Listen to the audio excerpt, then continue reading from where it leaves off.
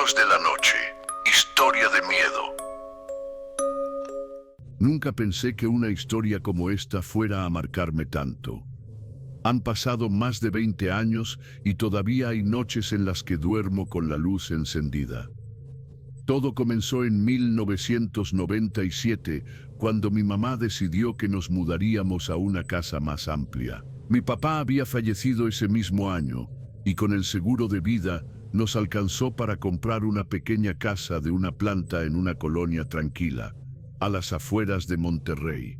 Recuerdo que el primer día que llegamos, el aire olía a pintura fresca y pasto recién cortado. Todo parecía nuevo, silencioso, hasta acogedor. Era una zona residencial en crecimiento, pocas casas habitadas y muchas en construcción. Yo tenía 13 años, mi hermana 9 y mi hermano apenas 5. Mamá estaba ilusionada, decía que por fin podríamos tener un nuevo comienzo. Al principio, todo era normal. Los días eran tranquilos, el vecindario se sentía seguro, y en las noches podíamos oír los grillos y el sonido lejano de los trenes que pasaban por las vías. Pero algo cambió en la tercera semana. Una noche estábamos viendo televisión en la sala. Creo que era viernes, porque no teníamos que madrugar al otro día. Eran como las 11:15 cuando escuchamos un golpe seco sobre el techo. Pensamos que era un gato, o tal vez una rama que se había soltado con el viento. Pero luego vino otro golpe, y otro, como si alguien estuviera caminando con botas pesadas justo encima de nosotros. Mamá se levantó de inmediato y apagó la tele. ¿Escucharon eso?, nos preguntó. Todos asentimos. El sonido no era normal, eran pasos, claros, fuertes, lentamente, avanzando sobre el techo. Yo salí corriendo al patio con una linterna. Mamá me dijo que no lo hiciera, pero la curiosidad me ganó. Apunté la luz hacia arriba, directo al techo de nuestra casa. No vi nada. Todo estaba en silencio otra vez. Pensé que tal vez había sido mi imaginación, o quizás un animal grande. Volví a entrar, pero justo cuando cerré la puerta, otro golpe, esta vez más fuerte, como si alguien se hubiera dejado caer al suelo del tejado. Mamá llamó a la policía. No sabíamos si era un ladrón o qué, pero cuando llegaron no encontraron nada. Revisaron el techo, todo el patio, incluso fueron a la azotea del vecino. Nadie, ni huellas, ni señales de que alguien hubiera trepado. El oficial nos dijo que probablemente había sido un ave grande o tal vez la estructura dilatándose por el calor. Nos recomendó cerrar bien todo y descansar. Esa noche dormimos todos en la sala, por si acaso. Y aunque los pasos no regresaron, no pudimos pegar los ojos. Yo me quedé con la linterna en la mano hasta que amaneció. En el fondo sentíamos que algo no estaba bien, pero no sabíamos cómo explicarlo. Pasaron unos días. Parecía que todo volvía a la normalidad, pero un sábado por la noche, los pasos regresaron. Esta vez empezaron sobre la cocina, luego avanzaron hacia la sala, después al cuarto de mamá. Eran lentos, pesados, y se detenían como si esa cosa, fuera lo que fuera, se detuviera a escuchar.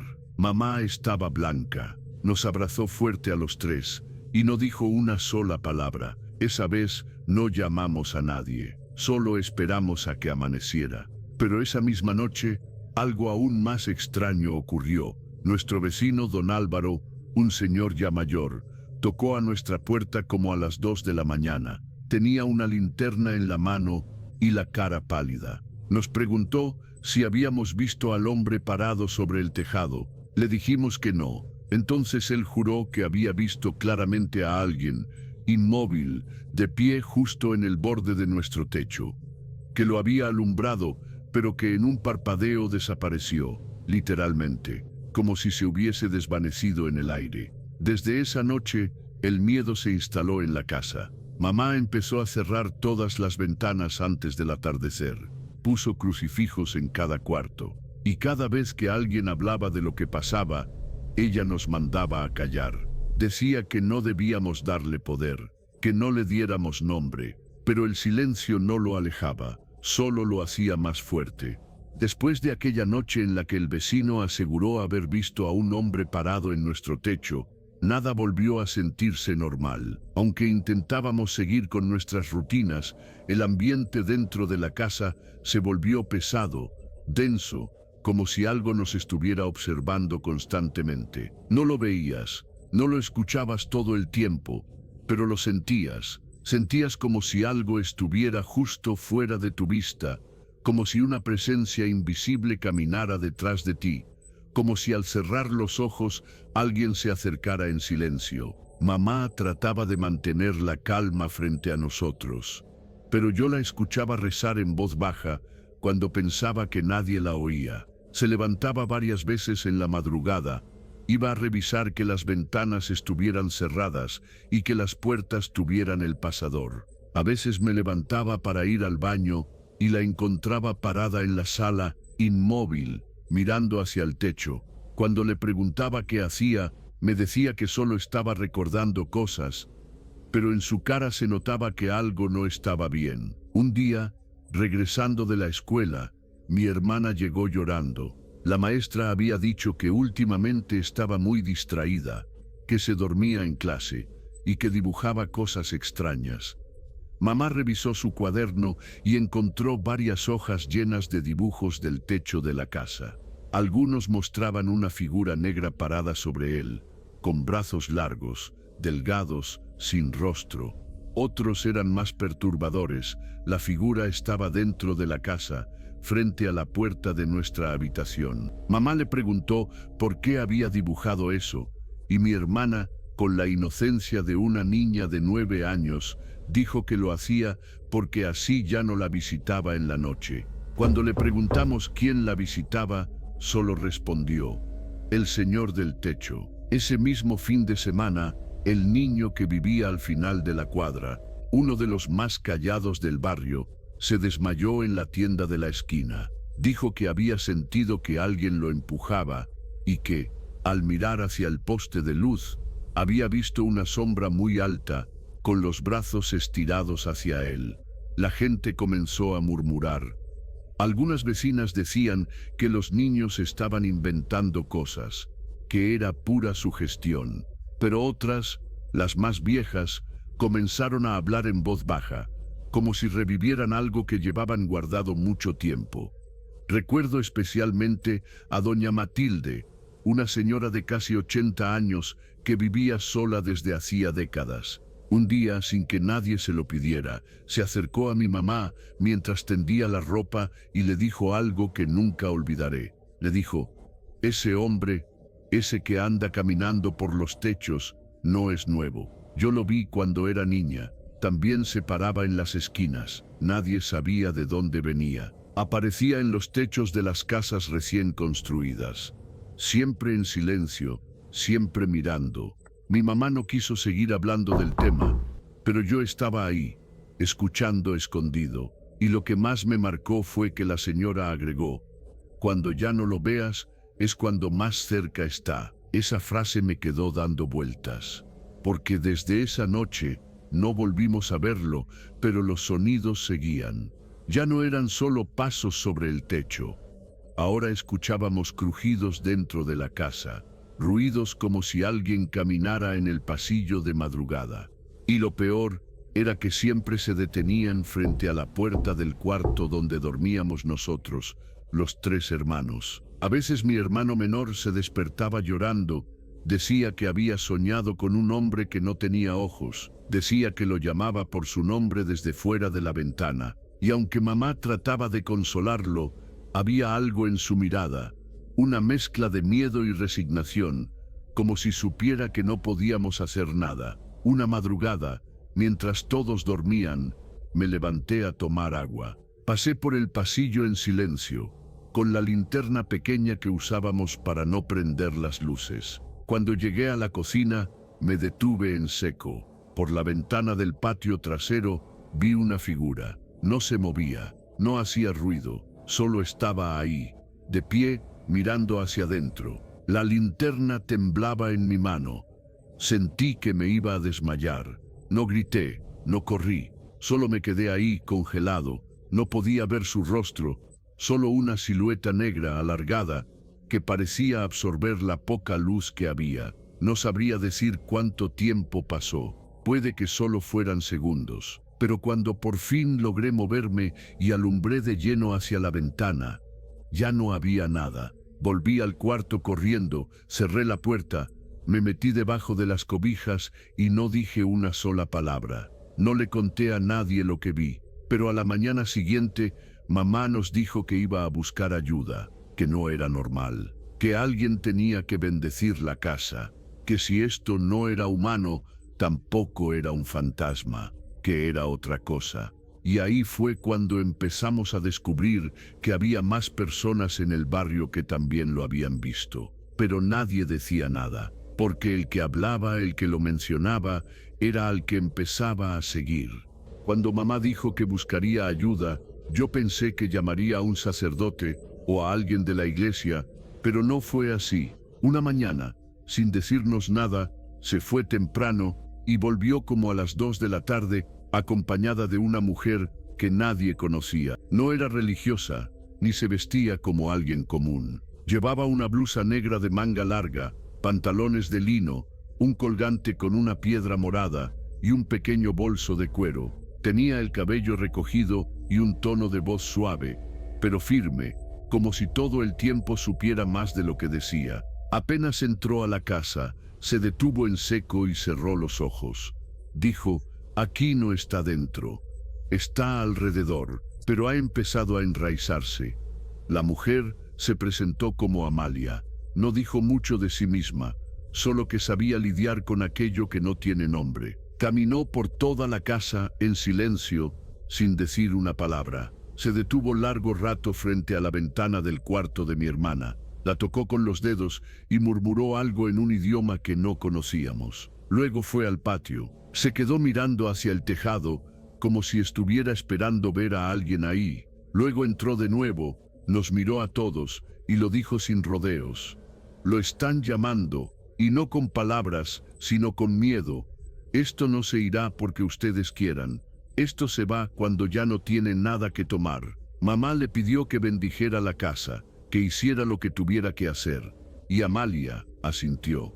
Sacó del bolso un pequeño recipiente con algo que parecía agua, pero olía fuerte, como a tierra mojada y algo podrido. Con un pequeño ramo de ramas secas, empezó a rociar los rincones de la casa. Mientras lo hacía, recitaba algo entre dientes. Nosotros no entendíamos, pero sentíamos cómo cambiaba el aire. Ya no era solo miedo, era incomodidad, como si lo que estuviera ahí se sintiera incómodo, como si supiera que lo querían echar. Cuando llegó a la sala, justo debajo del lugar donde se escuchaban los pasos en el techo, la rama que usaba se quebró. Amalia se detuvo, miró hacia arriba y susurró: «Aquí fue donde entró». Entonces se agachó, puso su mano sobre el suelo y se quedó ahí varios segundos. De repente, se levantó de golpe y gritó: «No lo nombren más, no piensen en él, no le den forma». Mamá nos abrazó fuerte. Yo temblaba, no entendíamos, pero algo nos decía que lo peor no había pasado. Esa noche, después de que Amalia se fue, la casa se sintió más pesada. Como si algo hubiera sido despertado, como si lo hubiéramos provocado. A las 2:20 de la madrugada, los pasos regresaron. Pero esta vez no eran lentos, eran rápidos, frenéticos, como si alguien corriera desesperado de un extremo a otro del techo. Luego se detuvieron, y hubo un silencio total, tan absoluto que incluso dejamos de escuchar los grillos afuera. Y entonces, alguien tocó la puerta. 3 golpes secos. Nadie se movió. Mamá nos hizo señas para quedarnos en silencio. Los golpes volvieron. Esta vez, en la ventana del cuarto, luego, en la otra ventana, y luego, en la puerta trasera. Yo apreté los ojos con fuerza, pero escuché perfectamente cuando mi hermano menor susurró: «Está diciendo mi nombre». Me volví a mirarlo. Tenía los ojos abiertos, mirando fijamente a la puerta del cuarto. Sus labios temblaban. Le pregunté qué escuchaba, y me dijo: «Dice que ya me conoce, que ya estuve allá con él». Mamá se levantó, fue hasta la cocina y buscó las tijeras, las puso debajo de la almohada de mi hermano, y le dijo: no le contestes, no salgas, no lo mires. Esa noche nadie durmió. A la mañana siguiente salimos al patio a revisar. En la tierra, justo al pie del muro que da al techo, había marcas. No eran huellas normales, eran como dedos largos, profundos, marcados en la tierra húmeda. Pero no llevaban a ninguna parte. Estaban ahí como si alguien hubiera estado parado durante horas, inmóvil, observando. Amalia volvió esa tarde. Mamá la llamó desesperada. Revisó todo y solo dijo una cosa: ya no está sobre el techo, está dentro. Y si no lo sacamos ahora, va a elegir. Le preguntamos qué quería decir con eso, y su respuesta fue clara: estas cosas no solo vienen a asustar, vienen a llevarse algo, o a alguien. Fue entonces cuando nos contó la verdad, que había visto esto antes, en otra colonia años atrás. Una familia entera desapareció. Primero fue el hijo menor, luego la madre, y finalmente el padre se quitó la vida. Todos, antes de caer, decían haber visto lo mismo: un hombre parado sobre el techo, silencioso, inmóvil, esperando. Mamá no quería escuchar más. Nos empacó a todos y nos fuimos a dormir esa noche a casa de una tía. Pero justo cuando salíamos, mi hermano se volteó hacia el techo y con voz baja dijo: él no quiere que me vaya.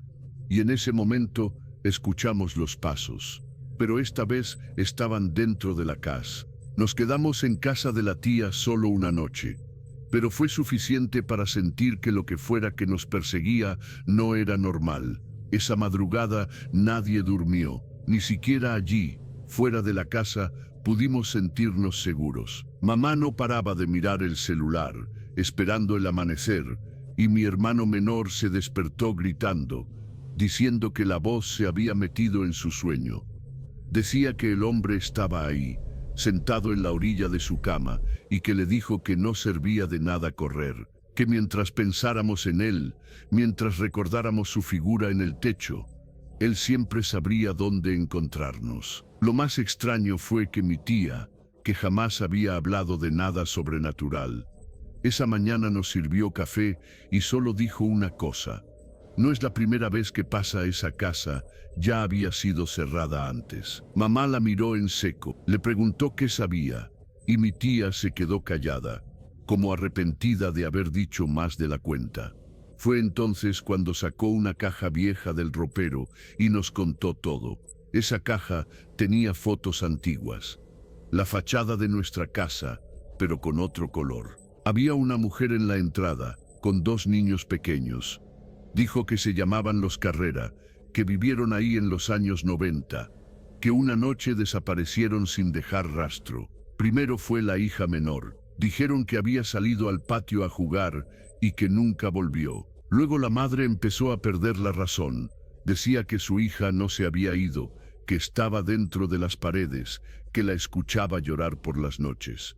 El esposo fue el último. Lo encontraron en el techo, con los ojos abiertos, como si hubiera estado mirando fijamente algo que nadie más podía ver. A los pocos días, la casa fue cerrada, tapiada con cadenas, y nadie volvió a vivir ahí por más de 20 años, hasta que mamá la compró. El silencio que siguió fue pesado. Mamá estaba blanca, mi hermana lloraba, y yo solo podía pensar en los pasos, en cómo sonaban, en cómo se detenían justo cuando uno aguantaba la respiración. Mamá llamó a Amalia una vez más, esta vez no para bendecir, esta vez le pidió que lo sacara, que hiciera lo que fuera necesario, pero que nos devolviera la tranquilidad. Amalia llegó al caer la noche, entró sin decir una palabra, revisó cada rincón, luego pidió que buscáramos un punto frío, donde el aire se sintiera más denso, más espeso. Caminamos todos juntos hasta que lo encontramos, en el pasillo, justo frente a una pequeña trampilla que daba al ático, una puerta que nunca habíamos abierto. Era una de esas puertas que quedan en el techo, casi invisibles, ocultas por una tabla de madera. Mamá decía que nunca la había tocado, que el antiguo dueño jamás la mencionó. Amalia subió en silencio, con una linterna en la mano. Nosotros esperamos abajo, en tensión, mientras escuchábamos el crujir de la madera cuando ella subía. Pasaron largos minutos. Luego gritó: «Suban, pero solo tú», me señaló a mí, y sin saber por qué, obedecí. Subí las escaleras lentamente. El polvo era tan espeso que cada paso parecía despertar años de silencio. Cuando llegué al ático, sentí el aire más frío que en cualquier parte de la casa. Amalia alumbraba una esquina, y allí había algo. No sé cómo describirlo. No era una figura, no era un cuerpo, era como una forma oscura pegada al muro, como si la sombra de algo se hubiera quedado atrapada ahí. Y en el suelo había dibujos hechos con carbón, círculos, símbolos, rostros sin ojos. Amalia se agachó, puso las manos sobre la madera y murmuró algo que no entendí, pero en ese momento la sombra se movió, no hacia nosotros, sino hacia abajo. Corrimos escaleras abajo, pero ya era tarde. En la sala, mi hermano menor estaba parado frente a la puerta del patio. Tenía la mano en el picaporte, los ojos abiertos pero vacíos. Amalia gritó su nombre, mamá lo abrazó, y él solo dijo una frase que heló la sangre. Me dijo que si no abría la puerta, iba a entrar por las paredes. Lo agarramos entre todos, lo alejamos de la puerta, lo metimos al cuarto, y Amalia selló la entrada del patio con sal, con hierbas, con todo lo que tenía. Dijo que no era suficiente, que ese ser, ese ente, no era una aparición, era una cosa antigua, que cuando se aparece como hombre en el techo, es porque ya decidió a quién va a marcar. Yo no dormí, nadie lo hizo, pero esa noche no hubo pasos, no hubo ruidos, solo una calma extraña, como si el monstruo nos diera un respiro antes del golpe final. Pero al amanecer vimos lo peor, la puerta del patio abierta, cerrada desde dentro con seguro, y sin embargo abierta, y en el suelo marcas de dedos iguales a las del primer día, pero esta vez dentro de la casa. Ya no estaba fuera, ya no lo veríamos más en el techo, porque ahora estaba adentro. Después de aquella madrugada en que la puerta del patio apareció abierta, algo cambió dentro de la casa, pero no fue algo visible, no fue algo que pudiéramos señalar con el dedo. Fue más como si el alma misma de la casa se hubiera descompuesto, como si la estructura ya no solo crujiera por el viento o por los años, sino por algo más, como si respirara, como si observara, como si la casa ahora tuviera conciencia. Y esa conciencia nos perteneciera. No volvió a haber pasos sobre el techo, y eso fue lo más inquietante de todo, porque ya no estaba arriba, ahora estaba abajo, con nosotros. Mamá empezó a caminar ida, como distraída, hablándole al aire, murmurando nombres que nunca habíamos escuchado antes, nombres que se le escapaban de los labios como si los hubiera sabido toda la vida. Mi hermana dejó de dormir. Se quedaba con los ojos abiertos hasta que se le cerraban solos por el cansancio. Y mi hermano, él solo dibujaba, ya no decía una palabra, solo dibujaba figuras largas, tejados torcidos, cuerpos colgando, ventanas con ojos, pero hubo uno que me dejó helado, uno en el que aparecía nuestra casa. Sí, pero sobre el techo había un hombre parado, inmenso, con los brazos abiertos, y detrás de él no había cielo, no había estrellas, solo una masa negra que parecía querer tragárselo todo. Mamá llamó otra vez a Amalia, pero esta vez ya no fue para limpiar ni para bendecir. Esta vez fue para que lo sacara como fuera, y Amalia le dijo algo que nos rompió por dentro. Dijo que había cosas que no se quitaban, solo se contenían, que cuando una entidad ya había entrado, no bastaba con cerrar puertas, que si el vínculo estaba hecho, había que romperlo desde dentro, y eso requería un corte, un sacrificio, una entrega. Le preguntamos qué significaba eso, y Amalia dijo que alguien tenía que ofrecerse, no al ente, sino al acto de cortar el lazo, que la entidad había entrado porque uno de nosotros la había invitado, que no sabía quién, pero que ese alguien debía pagar con algo más que miedo. Mamá no dudó ni un segundo. Dijo que todo era su culpa, que fue ella quien compró la casa, quien nos obligó a quedarnos después de los primeros ruidos, que si alguien debía pagar, sería ella, y así fue como Amalia preparó el salón con velas, con figuras, con símbolos que jamás había usado antes, y nos pidió que pasara lo que pasara no interviniéramos. Mamá se arrodilló en el centro, empezó a rezar en voz baja, y de repente todas las luces se apagaron, incluso las velas, y un frío espantoso nos envolvió. No era el tipo de frío que te hace tiritar, era uno que te aprieta el pecho, que te mete pensamientos oscuros, que te hace querer correr aunque no sepas a dónde. Y entonces lo escuchamos. No eran pasos esta vez, era como un roce, un arrastre sobre las paredes, sobre el techo, pero no por fuera, por dentro. El sonido venía de la sala, y cuando abrimos los ojos, lo vimos una figura oscura, más alta que la puerta, sin rostro, sin forma fija, pero con una presencia que te obligaba a mirar.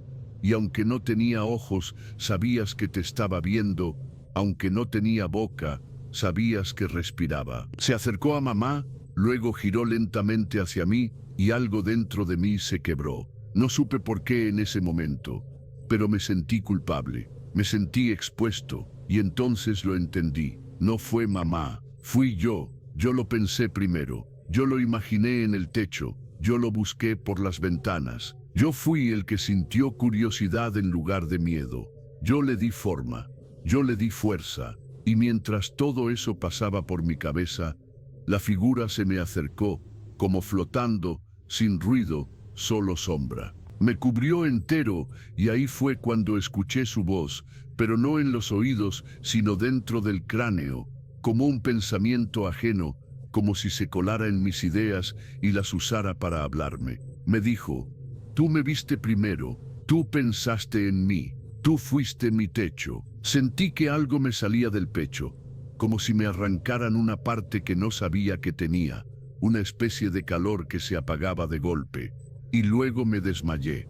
Desperté en el hospital. Mamá estaba a mi lado. Mi hermano dibujaba con crayones, pero ya no eran dibujos oscuros. Mi hermana dormía en silencio. Amalia nunca volvió. La casa fue vendida y nadie le dijo al nuevo dueño lo que ahí pasó.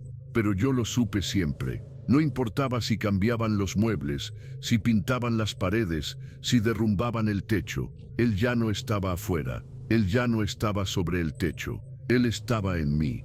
Y si estás escuchando esto, quiero que entiendas algo. No todos los fantasmas vienen con cadenas o gritos.